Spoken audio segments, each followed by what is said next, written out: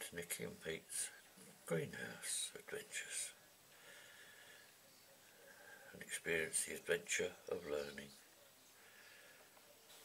Well, here we are in the new greenhouse, and got some tomatoes. There's flower on that one already, and this one here, and on here there's another tomato there, and there's some beans which I'm going to train up right up around the greenhouse the way I did it awfully.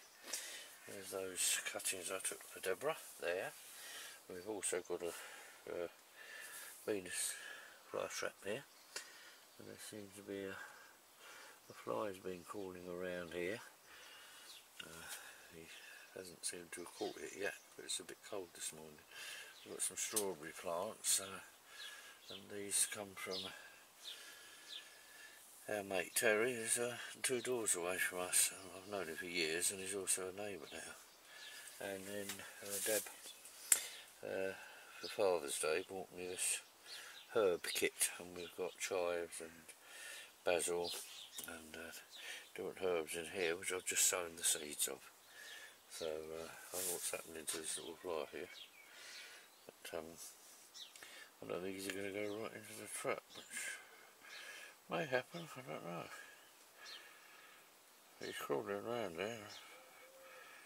Just finding little bits of nectar, but you can see there is actually a little spider has been caught there, and his legs are dangling out, as you can see from that one. So it's already catchy things, this Venus fly trap.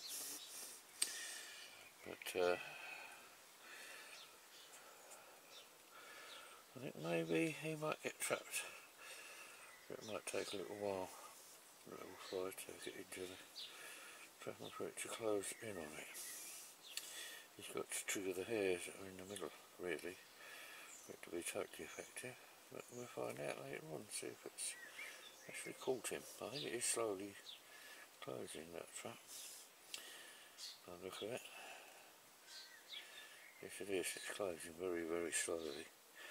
It's a bit chilly this morning, so probably it'd be quicker if it was warmer.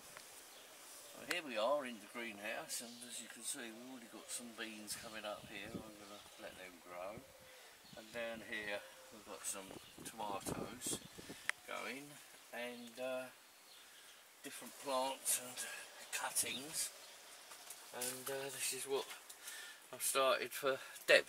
They're about a week old now, so they should be starting rooting soon.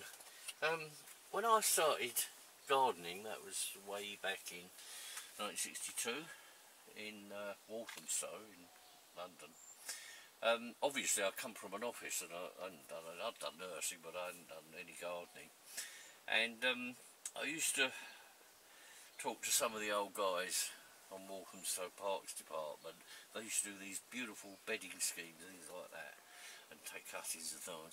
And I used to say to them, well, how do you do this? And they used to say to me, that's for me to know and you to find out. And I always thought it was a bit ridiculous, really. I think they didn't want anybody to, you know.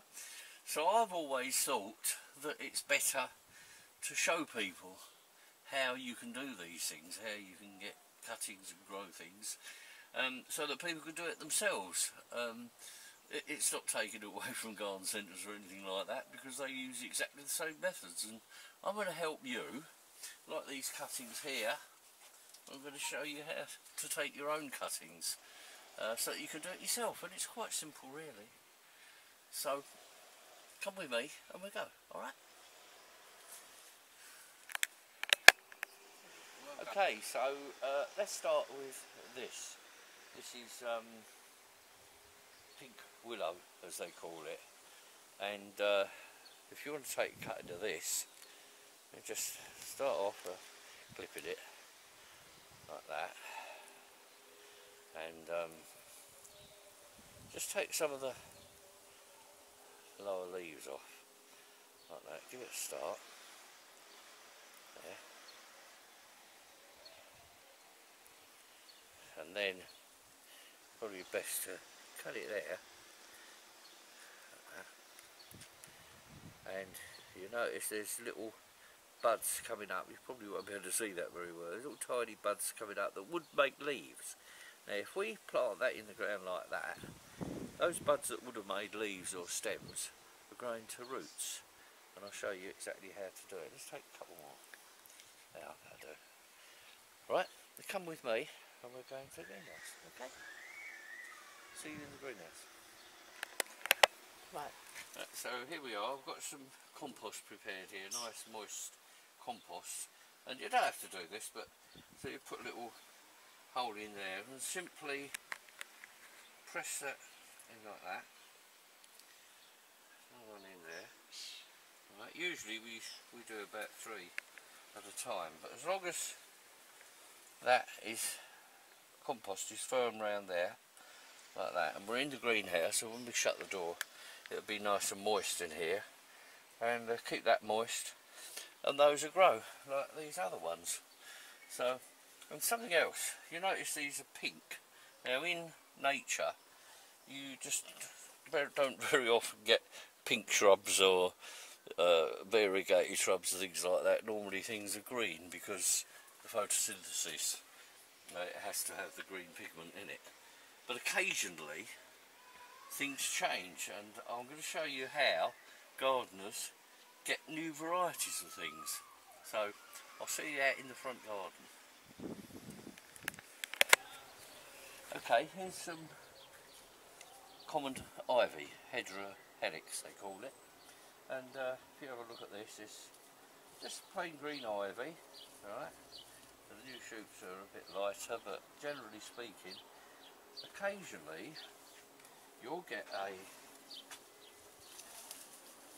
piece like this that has got variegation on it. You can see that it's got splashes of yellow. Now that is what they call a spalt. A genetic change takes place in that part of the plant, and it does that. So what we do is to cut that off, and that in itself is going to make a new variety. So it's a bit more tough than the other one. So get down to a minimum of leaves like that, and I'll show you 2 ways to do this. And there's another one. Right, the rest of it's greened. This is going to be a new variety. Quite exciting, eh? We found it on our own bush. So you'll see. I'll show you how to take cuttings of these. So I'll see you back in the greenhouse with these. Alright? Okay, so here are the 2 spalts we took from that green Hedera, whatever you want to call it. We take that little bit off as well there, because it's not really necessary. Any too much growth makes it worse. It's less likely to take. So, whoops, we'll leave that one there. Again, put the hole in there like that, and all we do is shove that in, cover it, and that, like these ones, will grow. But I'll show you something else too. You take a leaf like this, right? And if you nick it in some of the veins like that,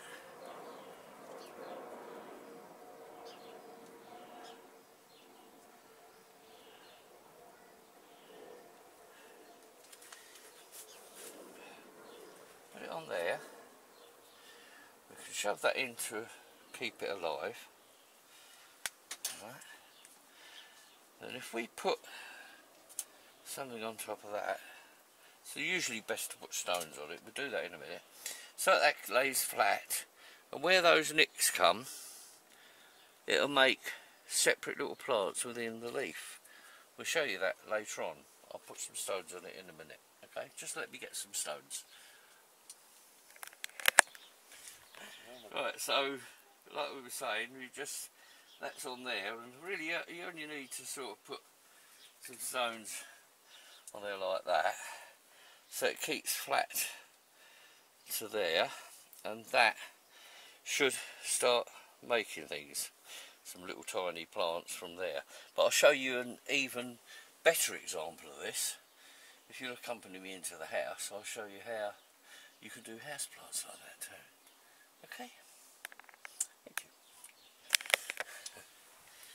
Okay, we got these plants from the garden centre. Their official name is St. Paulia. They're also known as African violets, and as you see, the flowers are just finishing. But rather than buy more from the supermarket, what we can do is take a nice leaf, and I think this one would be good. Take that leaf off there, and like we did with the other ones, nick with a knife those veins like that. Just nick on the veins. You can also do it in between there like that. Another one there, another one there, and there. So you've got 1, 2, 3, 4, 5, 6, 7, 8, 9 little nicks there. See that? And when we do that, put it in the greenhouse, roots will come from each of those nicks and produce new plants, hopefully. So let's go back into the greenhouse and try it, shall we? Okay. There. Right, so there's the leaf we took with the little nicks we've cut in the veins at the back of the leaf like that. Back in the greenhouse here. And all we do, simply place that on the compost like that again. Cover that stem up so that it'll help to keep it going. And then get a few stones. Whoops. And place them. Don't throw them around the greenhouse though. Yeah. Yeah, that dog barking away there, out there as well. And just put them on there. I don't want to go with this one, look at that. It just holds it down a bit. That's all. Like that.